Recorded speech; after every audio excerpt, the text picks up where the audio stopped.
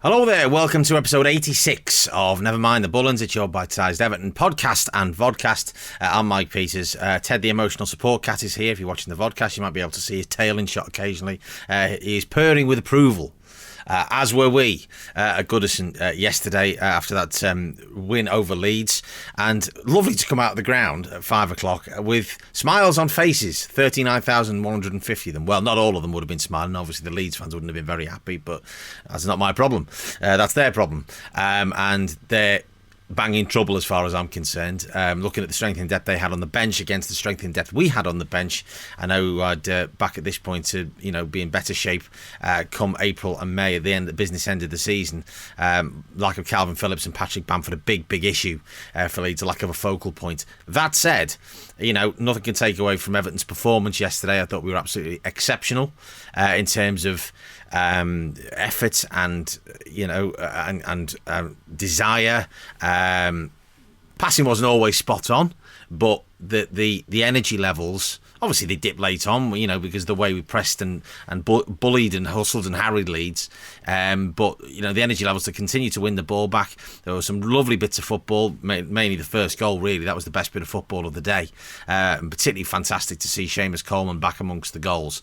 But it was just such a complete turnaround in atmosphere compared to the Villa game, which obviously was different, but certainly compared to, let's say, Brighton or Liverpool, for example, before Christmas. And the tension and the sort of the pressure on the players seemed to have been lifted when players misplaced passes. There were the crowd, backed what Seamus Coleman had said in his programme notice, saying that we all need to stick together, we get behind it. And I've been going to Goodison for 37 years, and I've sat on the Gladys Street for over 30, and I don't think I have ever, with the possible exception of an old derby where we all stand just because of pure nerves, have stood for the entire game and shouted and cheered in the way that we did yesterday. And it was fantastic. The only time I actually sat in my seat was at half time to basically rest my legs and have a biscuit. But it was the atmosphere and the support that the players got. Players who've been very much on the fringes and have flattered to deceive and have been outright poor. I've not mentioned him for several weeks, but Alex Iwobi almost sort of typified that yesterday, and I never thought I'd see the day, but we were all chanting his name at the end of the game, or in fact during the game in actual fact as well. I mean, because it was his best performance of the club by miles. Not a perfect performance all round, but so much improvement. Seamus Coleman, his best game for probably 2 years. First goal in however long it is now, eons. Mason Holgate's best game in 2 years. John Joe Kenny's best game ever. Alex Iwobi's best game ever. Alan dominated the midfield. There were times when we looked a little bit vulnerable. Donny van der Beek, his passing was really good. He started the game really bright. He drifted out of it a little while and was being bypassed at times, but sort of knuckled down and found his second wind and really got himself back into the game. Anthony Gordon was a threat throughout. I thought Richarlison was just superb. His work rate, his effort, his tackling, he wasn't going down willy-nilly as he has a tendency to do at times. He was just committed. He won corners, he chased, he pressed high. Dominic Calvert-Lewin was, I won't go so far as say back to his best, but he was much more at it compared to how he was against Villa, where he was so far off the pace.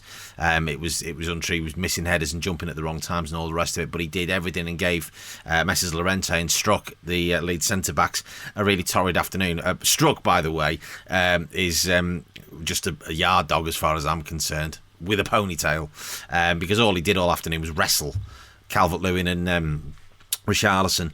And referee Graham Scott didn't really give us much protection. But what's pleasing, just looking at the stats, 42% possession, and as we said, the old adage is it doesn't matter how much possession you have, it's what you do with it. 21 shots, 10 of those on target. Leeds had none on target, although they obviously did hit the crossbar twice in the first half. Second, But not what was great was the fact that both of those chances, which obviously created, I think, by Rodrigo, were really, they were the only chances that Leeds had, and they were from outside the box, created by him, 20 yards and best part of 30 yards with the one that he looped over Jordan Pickford, the first one that hit the crossbar. But it was just such a great atmosphere, and obviously the response at the end, Frank Lampard on the pitch, and coming down to each side of the ground and recognising the support that the crowd had given them, everybody getting behind every player. John Joe Kenny playing at left back, out of position. I've given him the bifters on this podcast recently, but fair play to him. He wasn't perfect yesterday, but he did exactly what he needs to do, being asked to play out of position. And I think Michael Keane's post-match comments on Match of the Day would, spoke volumes in terms of, the freedom and the sort of the happiness and the sort of the uplifting attitude and morale that's happened in spite of what happened on Tuesday night at Newcastle. And really we replicated what Newcastle had done to us on Tuesday. We did the same thing yesterday, and it was just great to see Goodison be a bear pit again, which we know it can be. And I'm thinking, right, anybody going away from that game yesterday, and anybody that heard, if you weren't there, heard the comments on Match of the Day, Danny Murphy alluded to it, about obviously the atmosphere. That's what needs to happen now for the rest of the season. Because we've got a whole bunch of home games, actually. We've got two, obviously, that were postponed because of COVID, against Leicester and against Newcastle. And that Newcastle one going to be particularly crucial, given that they won at Aston Villa today. The next home game, of course, is Man City. And I was saying to people yesterday, the Man City game, if we can get a result out of that, that's wonderful. Let's go in and be realistic. City are an absolute machine. They're a phenomenon. They're a wonderful, wonderful team to watch. And, we've got to just go in there and try and just work hard. Do whatever we can do, Again, discussed at length the Match of the Day last night. You can tell I've watched it. Well, not all of it, in actual fact. But, that what we need to do. And if we go away from that and just come away with a creditable performance, even if we don't get the results, if we can come out and say that will give so much confidence to the team, to the fans, and is a really positive thing as we move forward into March, and we've got difficult home games obviously to come. But the change of atmosphere, and it was lovely. It was like going back to the the 90s and the early 2000s when Goodison could be like that, and has become all too rare a thing recently.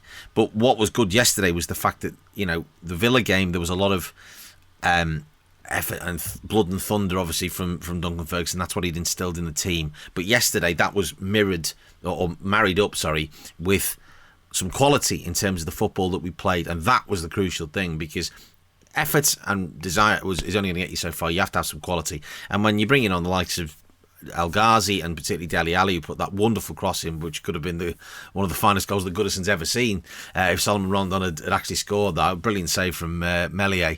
But that could have been really tipped it off. And just thinking, looking at those players are going to take a little while, particularly Dele Alli, to get to the pace of it. But it means that we can rotate players. Obviously, it's a blow, the fact that we don't have Yerry Mina for 10 weeks. That is a blow. But if Mason Holgate can start to replicate the performance level that he showed yesterday, which we know he's capable of, he's just not shown it for 2 seasons. Really since he was pressed into being in the midfield. When Duncan was in charge before Carlo Ancelotti was appointed. We've not seen that for an awfully long time now, but we know there's a player in there. The same with Alex Iwobi. If Frank Lampard can somehow corral that ability that we know is hiding in there somewhere to create a player that's even half decent, then he's King Midas as far as I'm concerned on that score. But, singing Alex Iwobi's name, and deservedly so. I actually wanted Alex Iwobi taken off a couple of minutes from the end just to get that round of applause, the ovation that he would have got. He was chasing things down, winning tackles, getting the ball back, adding end product as well. Put a lovely pass in for Dominic Calvert-Lewin in the first half, and then another pass about 10 minutes later, which unfortunately bounced off Dominic Calvert-Lewin's back. It was a lovely pass, and was attacking and creating things, and was given freedom. And that was lovely to see the interchange of positions as well between Anthony Gordon and Richarlison, and Alex Iwobi and Donny van der Beek as well, to be able to move around with that freedom and gives Leeds something else to think about. So one swallow does not a summer make, as the old adage goes. So it's only 3 points, but a clean sheet that none of us were expecting. We knew we'd have to score goals to win because of the way Leeds play. The crucial thing now is to build on that, go to Southampton and get some sort of result. If we come away from there with a point, they did, got a very creditable point at Man United. Obviously beat Tottenham during the week. Really good result for them, and they are a team that blows hot and cold at times. So you never know which team's going to turn up. Obviously we beat them at Goodison back in August, but you never know what type of Southampton team is going to turn up on every given day. But we know that if we play like we did yesterday down there and try and keep that similar level of intensity, then we're in with a good chance of getting, at the very least, a point. And if we can get back-to-back wins, that does start to pull us above Leeds, starts to pull us out of that, and starts to make us look slightly further up the table, up towards Leicester and Brighton and so on and so forth. And you can get yourself away from the, looking at the trapdoor as we are at the moment.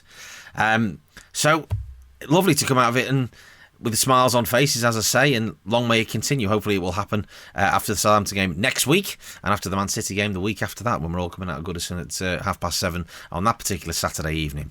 Until the next time, always good to hear from you at NMTBpod on Twitter. If you want to get in touch, nmtbpod@gmail.com on the email.